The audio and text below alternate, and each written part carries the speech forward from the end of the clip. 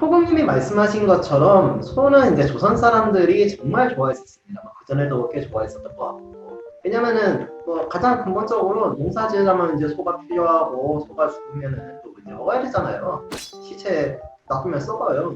썩는 바에 내 뱃속으로 들어가는 게 더 낫잖아요. 뭐 그래서 소가 죽으면은 머리는 소머리 국밥이 되고 꼬리는 꼬리곰탕이 됩니다. 내장은 내장이 되고요. 뭐 이렇게 쓸모가 많은 소에 대해서 우리 조선 사람들만 좋아한 건 아니고 일본 사람들도 좋아했습니다. 이제 그 이야기를 좀 해볼게요. 개항 이후부터 조선에 있는 소는 한우라고 얘기됩니다.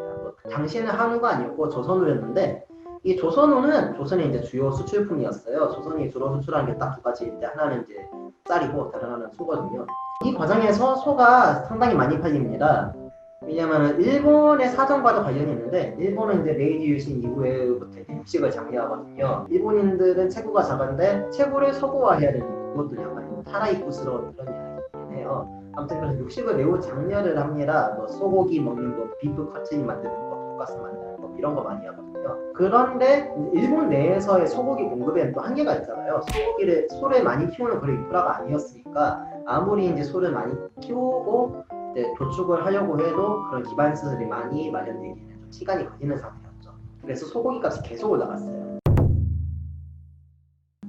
이럴 때 식민지에서 값싼 소를 공급받을 수 있다면은 답은 정해져 있는 거죠. 당시 일본의 이제 주된 식민지로는 이제 조선이 있었고 이 조선에서 소를 공급받기로 합니다. 그래서 이제 국권 피탈이 된 이후에 데라우치 총독, 그러니까 초대 총독이죠. 초대 총독이 다음과 같은 훈시를 공포를 합니다. 무슨 내용이냐면 수구, 그러니까 소를 키우는 거는 조선의 농업상 빠뜨릴 수 없는 것으로 그 사육의 많고 적음은 농업의 성수에도 중요할 뿐만 아니라 수출품에서도 이제 중요한 것이다. 그렇기 때문에 소를 개량하고 많이 키워야 된다. 이것을 소홀히 할 수 없고 원래 이제 조선의 농민들은 소를 키우는 걸 좋아하고 그 조선의 풍토도 소를 키우는데 양호한데 그래도 개량하는 데에 이제 노력을 기울여야 된다. 뭐 이런 식으로 이제 이야기를 하거든요. 이러한 상황에서 한우는 부족한 부분이 없지만 부족한 게 없다고 해서 개량을 시키지 않는 이유는 없는 거죠. 그래서 개량 이야기를 계속하게 됩니다. 1914년에 이제 후이영 제70조라는 게 발표되는데 내용이 대략 이래요. 장래에도 이제 항상 한층 주의를 더할 필요가 있겠지만은 조선에서 소를 양성하는데 이제 서양종이나 잡종이 들어가면 안 된다. 라는 식으로 이야기를 합니다. 이게 무슨 의미냐 하면은 조선소는 조선소 자체만으로도 좋은 품종이니까 다른 품종이랑 섞지 말고 조선소끼리만 우량종을 교배시키는 차원에서 개량을 해야 된다. 이런 이야기를 하는 거죠. 왜냐하면 조선소를 무리하게 이제 고기를 얻는 식으로만 개량할 경우에는 농사를 못 짓잖아요. 그럼 농사에 소를 동원할 수 있는 당시 뭐 경운기 트랙터 같은 게 도입이 되지 않은 상태에서 그런 경우에는 농업 생산량이 떨어지게 되고 그 경우에는 조선의 또 다른 산업이었던 쌀 수출에 이제 문제가 생긴다는 거죠. 그렇기 때문에 조선소는 조선소대로 놔둔다. 이렇게 이야기를 하게 됩니다.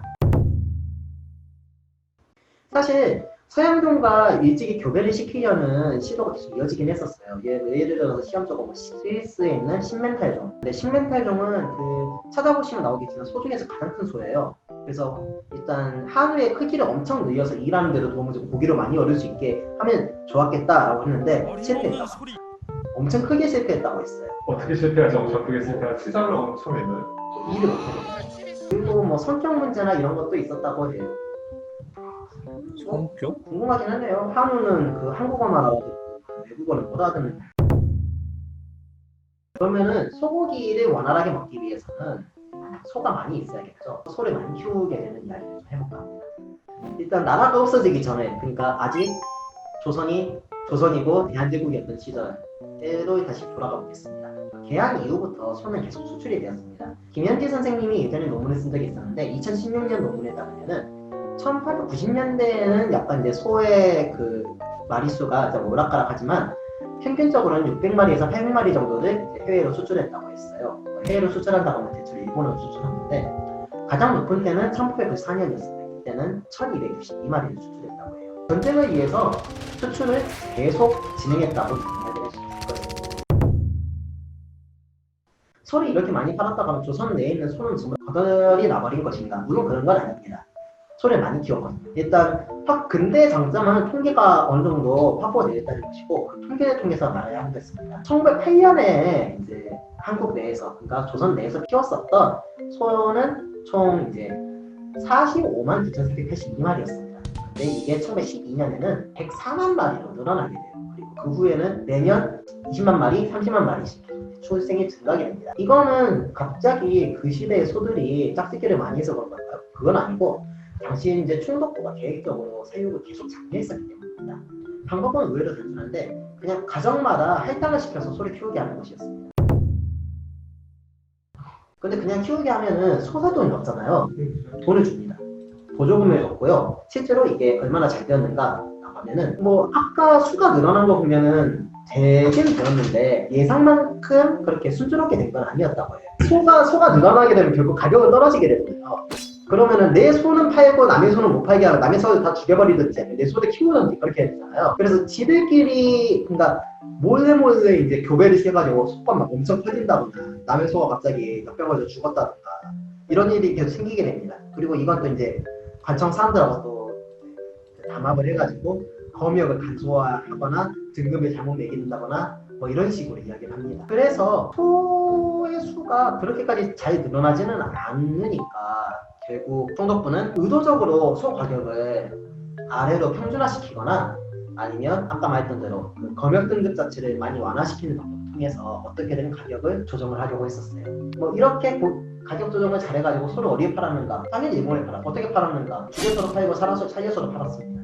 대충 이거는 그 조선 총독부에서 1924년에 냈었던 기사인데 대충 상황을 알 수 있는 그런 기사입니다. 한 달 동안 수출된 소의 수가 암소는 231마리, 수소는 815마리, 이게 이제 1046마리인데 주로 이제 수출하는 지방은 평안남도, 함경북도, 경상남도, 함경남도 네 곳이고 주로 수입하는 곳은 히로시마의 이제 항구 지역이거든요. 이 항구 지역에는 통조림으로 공급이 되고 다른 지역, 고베, 후쿠오카, 오카야마, 오사카, 도쿄 이런 곳에서는 시에서 생고기로 직접 팔고 있다라고 말을 합니다. 왜 통조림이냐면 아까 말했었던 우시나 쿠레 이 두 지역은 군항 지역이거든요. 그러니까 군인의 짬밥으로 소고기 통조림을 줬다는 겁니다. 한편으로는 살아있는 채로 소가 수출이 되는데 여러분 그 하시다 보면은 그 소가 크레인에 끌려가지고 이렇게 날아가는 근대 사진 한번 본 적 있을 거예요. 네. 그런 유형입니다. 이거는 왜 그렇게까지 운용을 해야 되는가? 배에 실려서 태우면은 사료도 채워야 되고 이제 이런저런 관리비가 되잖아요.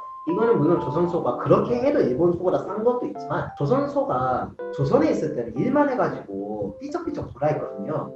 근데 일본에 가는 와중에 밥을 잘 먹고 일본 밥을 먹이면은 살이 찌거든요. 그럼 불량합니다 라는 이야기를 했었습니다.